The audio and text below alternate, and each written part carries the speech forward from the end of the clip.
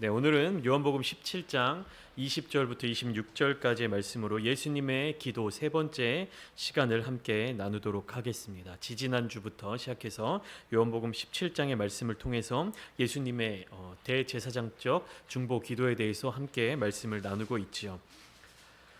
이 대제사장적 기도의 성격은 우리가 보통 기도하듯이 요청하는 기도나 간구의 기도보다는 어떤 기도냐면 선포하는 기도 그리고 감사의 기도, 그 모습이 더 강하게 나타나고 있습니다. 결국에 무엇을 선포하고 무엇을 감사하느냐 하면 그리스도인들 사이에 일치됨, 하나됨, 이것을 위한 간청으로 이어집니다. 그러니까 예수 그리스도께서 그리스도인들 이후에 나타나게 될 교회의 모습들, 그리고 그 교회가 하나됨과 일치됨에 대해서 선포하고 감사하고 계신 거예요. 그러니까 앞으로 이루어질 일들에 대한 선포의 기도인 것이죠. 그런 것들이 감사의 표현으로도 나오고 있고 간구하고 간청하는 기도의 표현으로도 나타나고 있습니다. 그리스도인들이 또 교회가 하나 될 수 있는 방법은 이 하나님 안에서 그리고 예수님 안에서 믿음으로 거룩한 사람이 되는 것입니다. 그러니까 세상 속에서 살아가지만 세상의 것들에 물들지 않고 세상 속에서 거룩함을 가지고 온전함을 이룸으로 말미암아 결국에는 하나님께 영광을 돌리고 복음을 증거하는 삶을 살아가는 것. 조금 복잡하게 느껴지지만 세상 속에 살아가지만 거룩하다는 것은 무엇이냐면 구별된다는 거예요. 세상과는 다른 삶, 내가 이 세상에서 살아가지만 이 세상과 같은 모습, 같은 삶을 살지 않는다는 것. 그러면 어떤 모습으로 살아가는 것이냐? 하나님의 뜻 가운데 살아가시는데 그 하나님의 뜻은 예수 그리스도께서 보여주신, 예수 그리스도께서 알려주신, 예수 그리스도께서 가르쳐 주신 그 삶을 살아내는 것. 이것이 바로 교회의 삶의 목적이고 예수님께서 요한복음 17장을 통해서 선포하고 계시는 그리스도인들의 삶의 모습인 겁니다. 지난주에도 설명드렸지만 17장은 세 단계로 나뉘어 있다고 말씀드렸죠. 1절부터 5절까지는 예수님의 개인적인 사명에 대한 기도예요. 그리고 6절부터 19절까지는 예수님의 사도들, 제자들을 위한 중보이고 20절부터 26절, 오늘 본문이죠. 마지막 절은 교회를 위한 기도입니다. 1절부터 5절까지의 내용 중에서 1절 말씀을 보면 이렇게 기록되어 있어요. 예수님의 기도입니다. 아들을 영화롭게 하사 아들로 아버지를 영화롭게 하소서. 그러니까 영광에 대한 이야기죠. 아버지께 영광. 그리고 예수님의 제자들을 위한 중보의 내용 속에서 또 어떤 내용이 남아 있냐면 11절입니다. 내게 주신 아버지의 이름으로 그들을 보전하사 우리와 같이 그들도 하나가 되게 하옵소서. 그리고 14절 16절 같은 내용이 반복되고 있는데요. 내가 세상에 속하지 아니함 같이 그들도 세상에 속하지 아니하였사옵나이다. 그러니까 세상에 속하지 않고 아버지와 아들과 하나 되는 모습, 그것이 제자들을 향한 예수님의 마음이었어요. 그리고 20절부터 26절까지 교회를 향한 중보에서 22절 말씀에 뭐라고 되어 있냐면 우리가 하나 된 것 같이, 그러니까 예수님께서 아버지와 하나가 되신 것 같이 그들도 하나가 되게 하려 함이니이다. 예수님께서 아버지와 하나가 되시고 그리고 사도들, 제자들이 예수님 안에 거하듯이 이제 어떻게 됩니까? 예수님께서 핏값으로 주고 세우신 교회가 그들 가운데서 하나가 되게 하려는 그 기도의 클라이맥스가 오늘 본문인 것입니다. 교회의 하나됨, 교회의 일치됨은 세상의 어떤 조건이나 세상적인 공동체의 기준을 삼고 따라가지 않습니다. 세상의 많은 조직들이 일치, 단결 그리고 공동체 의식을 강조하고 있지만 교회는 그러한 기준과는 다른 어떠한 것을 갖고 있다는 사실이에요. 그러니까 교회의 하나됨은 우리가 세상에서 추구하는 어떤 조직의 하나됨과는 다른 모습을 보여야 한다는 것이에요. 그러니까 단순히 같은 생각, 같은 목적, 같은 태도, 같은 모습을 보이는 것이 아니라 무엇이냐면 우리의 영이 그리스도 안에서 하나가 되어야 된다고 말씀하고 계십니다. 다시 말씀드리면 세상의 조직이 하나 되고 일치되는 모습은 어디에서 나타나는 겁니까? 육신의 모습에서. 같은 생각을 가지는 것, 마음 가지는 것, 같은 행동을 하는 것, 같은 유니폼을 입는다는 것, 어떤 같은 모습, 같은 방향성을 추구하는 이 세상의 조직들은 육신의 기준을 따라가는 거예요. 그런데 교회는 어떤 기준으로 하나가 되어야 된다고 말씀드린 겁니까? 영을 기준으로. 근데 그 영은 선한 영도 있고 악한 영도 있어요. 그럼 어떤 영을 따라가야 되는 겁니까? 선한 영, 곧 그리스도의 영, 그러니까 하나님의 영을 따라가야 한다는 것이죠. 그러니까 영적인 기준의 일치, 영적인 기준의 하나됨을 교회는 반드시 이루어 가야 한다는 사실입니다. 그 방법은 무엇이냐면 교회를 이루는 개개인 한 사람 한 사람, 즉 그리스도인 한 사람 한 사람이 내가 하나님 앞에서 내가 그리스도의 영을 온전히 따라감으로 말미암아 이루어지는 거예요. 각각의 자리에서 그리스도인 한 사람 한 사람이 하나님의 영을 따라가면, 예수 그리스도의 영대로 살아가면 내가 여기에서 그리스도의 영대로 살아가고 저 사람이 저기에서 그리스도의 영대로 살아가면 각자의 자리에서 어떻습니까? 동일한 영의 모습을 갖고 있는 거잖아요. 그게 하나됨, 일치됨인 거예요. 단순히 겉으로 드러나 있는 모습을 동일하게 한다고 해서, 입고 있는 옷을 같게 만든다고 해서, 똑같은 행동을 하게 한다고 해서 그것이 하나 되는 모습이 아니라는 사실입니다. 겉으로 드러나는 것에 집중하는 것이 아니라 무엇입니까? 우리의 영이 같은 모습을 가지고 있어야 되는 거예요. 그리고 그 기준이 누구의 영을 따라서? 그리스도의 영을 따라서. 그렇기 때문에 예수님이 제자들을 향해서 계속 뭐라고 말씀하시냐면, 내가 떠나면 아버지께 간구하여서 너에게 누구를 보내주겠다? 보혜사. 보혜사가 누굽니까? 성령, 하나님의 영. 그 영을 우리 마음 가운데 모시고 그 영의 음성을 따라 살아가야 하는 것이 그리스도인들의 모습인 거예요. 로마서 8장 8절부터 9절까지의 말씀이 이렇게 기록하고 있습니다. 육신에 있는 자들은 하나님을 기쁘시게 할 수 없느니라. 만일 너희 속에 하나님의 영이 거하시면 너희가 육신에 있지 않고 영에 있나니 누구든지 그리스도의 영이 없으면 그리스도의 사람이 아니니라. 그러니까 하나님의 8절에서 육신에 있는 자들은 하나님을 기쁘시게 할 수 없다라고 기록하고 있고, 9절에서는 그리스도의 영이 없으면 그리스도의 사람이 아니라고 이야기합니다. 이것을 바꿔 얘기하면 어떻게 되냐면, 육신에 있는 자들은 하나님께 영광을 돌릴 수 없다는 사실이고, 그리스도의 영, 하나님의 영이 우리 안에 머무르고 계셔야 우리가 그리스도인이다라고 말할 수 있다는 사실입니다. 그렇기 때문에 우리는 우리의 영을, 우리의 마음을 거룩하게 지켜나가야 되는 거예요. 왜냐하면 하나님의 영은 어디에 머무십니까? 거룩한 곳에 머무시는 거예요. 우리가 아무리 하나님을 구하고 하나님을 찾고 주님께 간구하며 나아가더라도 주님께서 우리 안에, 우리의 영에 머무실 수 있는 공간이 없으면 어떻게 됩니까? 우리 안에 하나님을 모실 수가 없는 것이죠. 하나님의 영의 음성을 듣기가 어려워지는 것이죠.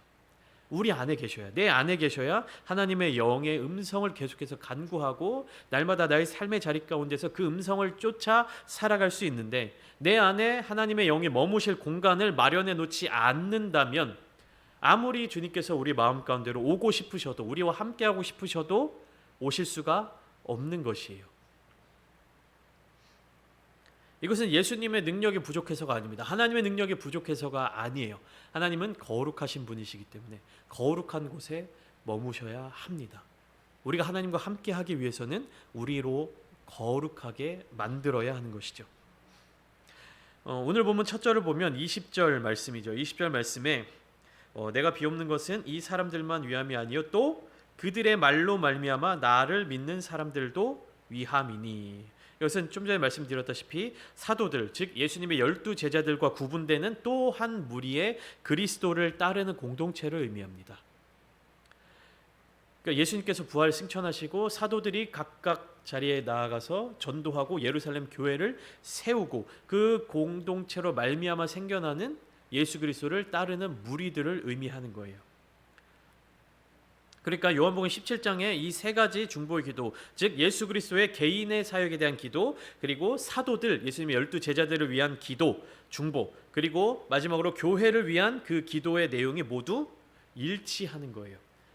어떤 내용으로 일치합니까? 하나님과 하나됨으로 말미암아 영광 돌리는 것, 아버지와 하나가 됨으로 말미암아 영광을 돌리게 하는 것, 그것이 교회의 목표, 목적, 그리고 예수님의 사명, 그 사명이 오늘날까지 이어지는 것이에요.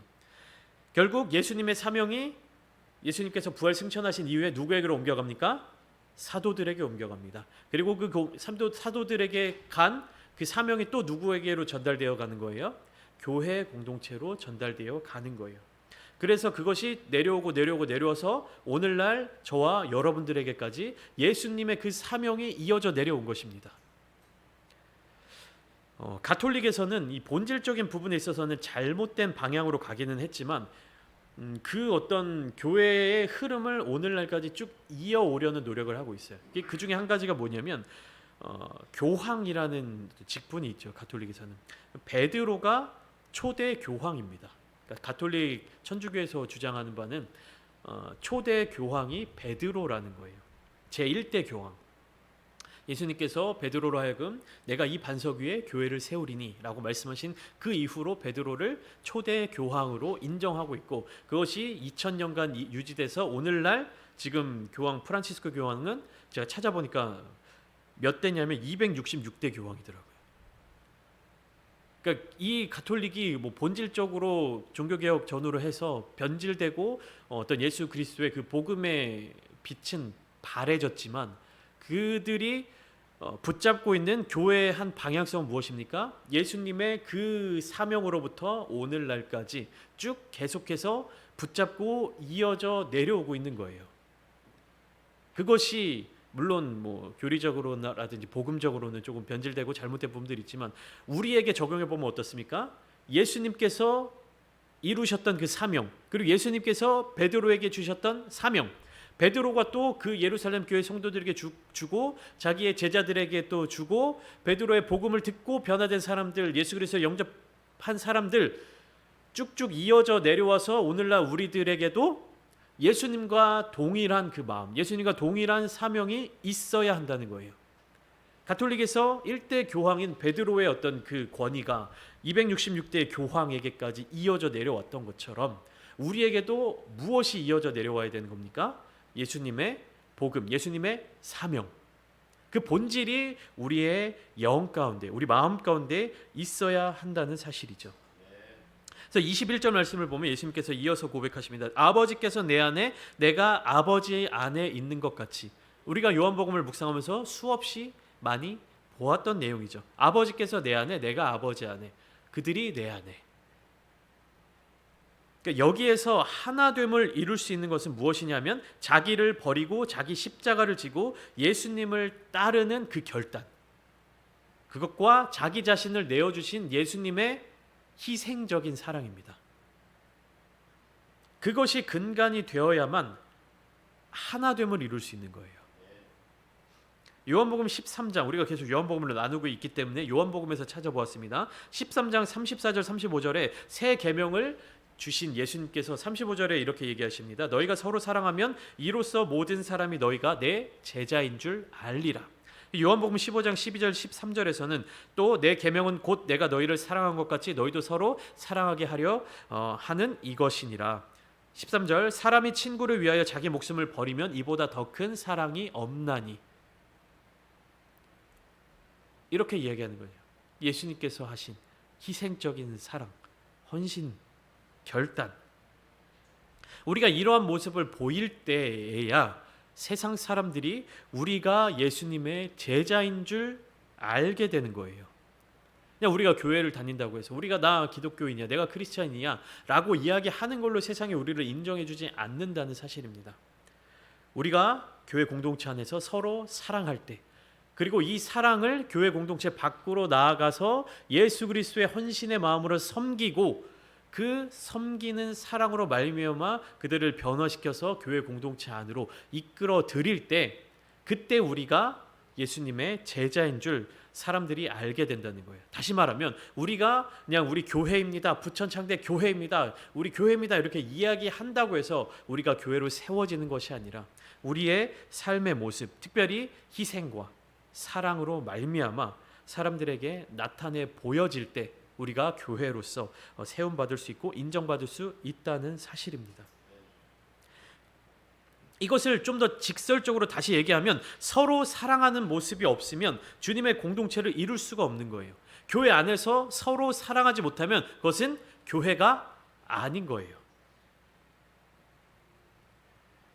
서로 사랑함이 없다면 예수 그리스도의 복음이 세상 속으로 증거될 수가 없는 거예요. 교회 밖으로 나갈 수가 없는 겁니다. 이 사랑이 없으면 예수님의 사명을 이어갈 수가 없는 것입니다. 우리 공동체 안에 서로 사랑함이 없다면 복음이 증거될 수 없고 전도할 수가 없는 거죠.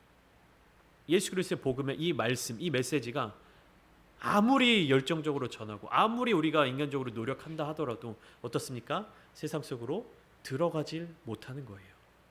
우리끼리의 예배, 우리끼리의 복음, 우리끼리의 설교, 우리끼리의 신앙생활이 되어 버리는 것입니다. 지난 시간 함께 나누었던 본문에서 제자 공동체를 위한 기도에도 동일한 내용이 나타났죠. 19절의 말씀은 구원 역사를 위한 예수 그리스도의 희생을 기억하게 합니다. 예수님의 희생을 통하여 거룩함을 얻게 된 자들은 이것을 기억해야 하는 거예요. 그래서 예수님의 거룩한 희생을 통해서 구원을 얻은 사람들은 그들의 삶 역시 어떻게 해야 됩니까? 예수님의 모습, 예수님의 삶과 같이 온전히 드리는 삶을 살아야 되는 겁니다. 교회가 그러한 공동체가 돼야 되는 거예요. 내가 살아있는 것이 아니라 나는 죽고 내 안에 살아계신 예수님으로 말미암아 삶을 살아내는 공동체, 그게 교회입니다.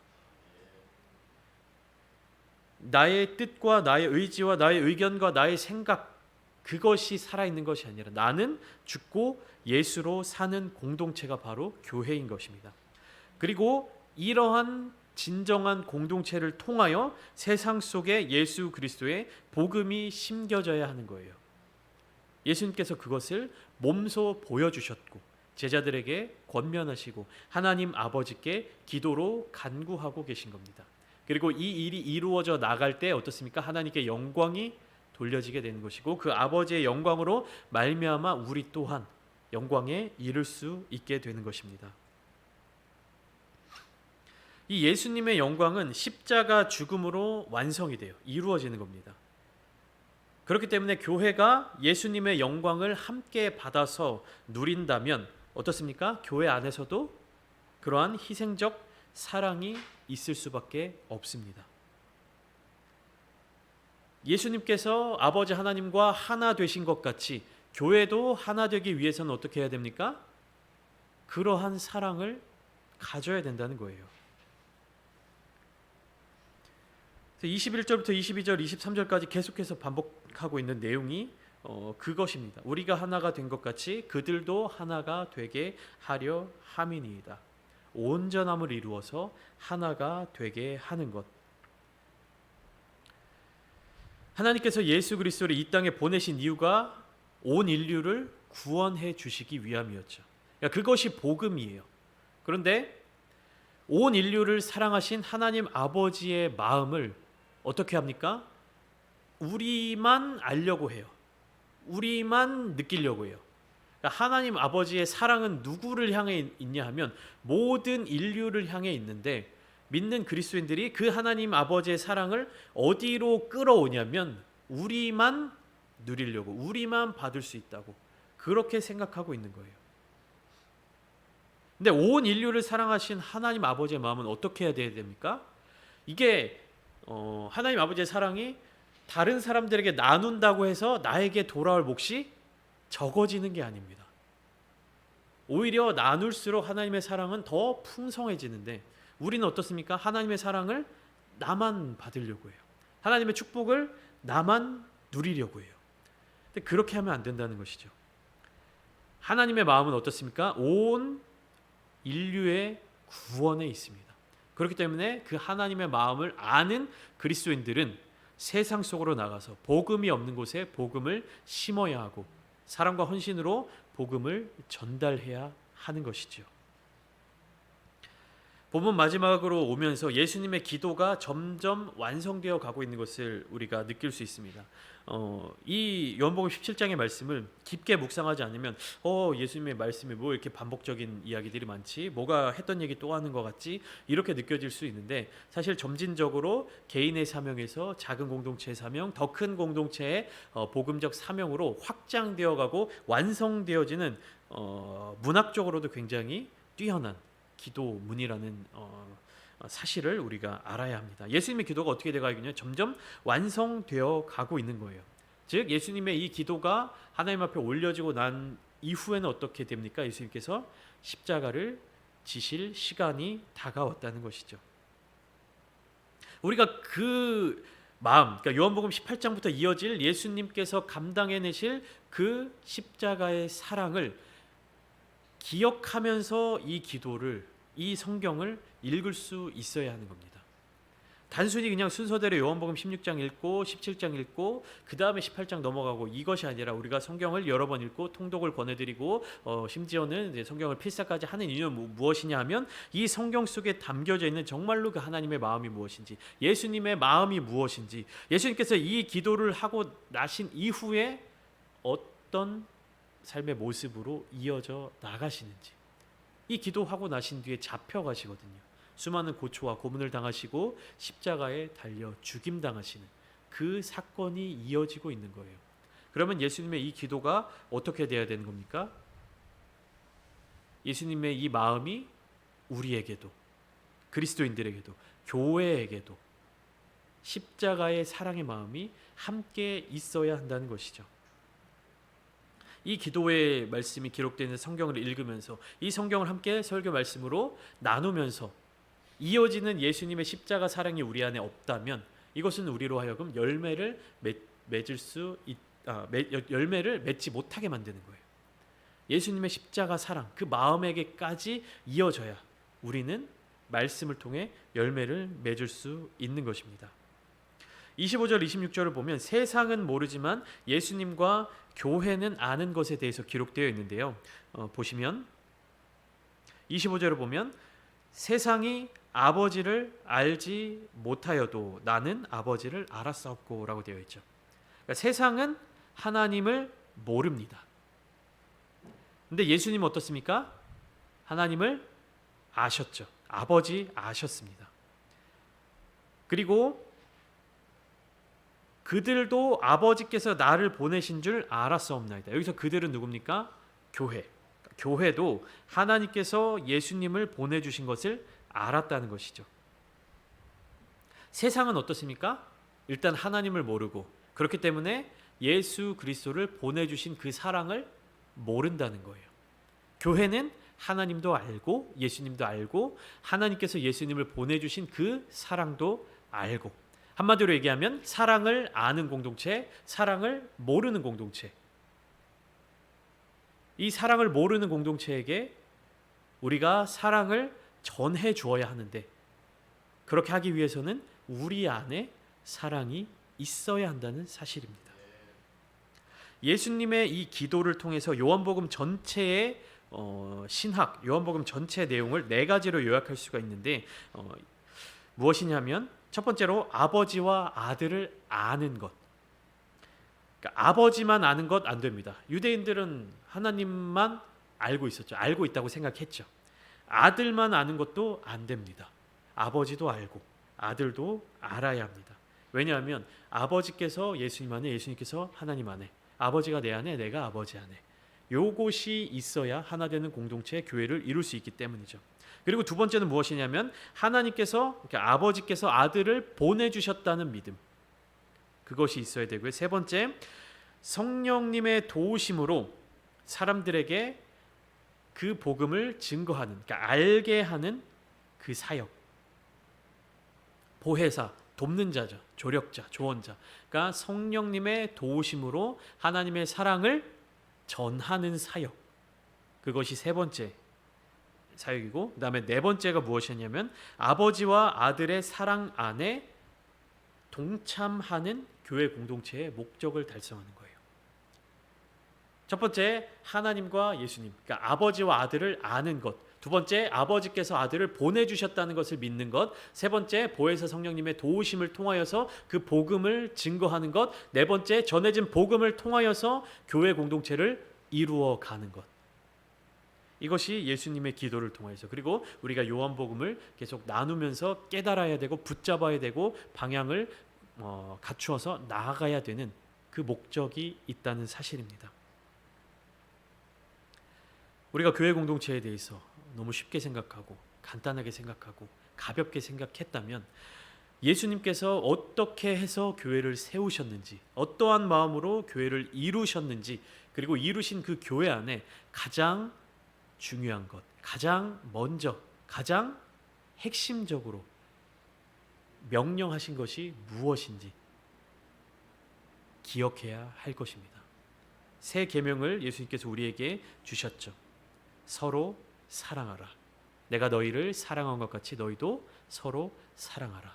예수님의 이 새 계명을 기억하시고 우리 부처 창대교회 이 교회 공동체 안에서 예수님의 사랑을 더욱더 실천하고 순종하며, 그리고 이 사랑을 주님을 모르는 저 세상 사람들에게 전하며 그들도 이 교회 공동체 안으로 함께 돌아와 하나님의 크신 은혜와 복을 누릴 수 있도록 하는 것이 우리의 사명인 줄 믿습니다.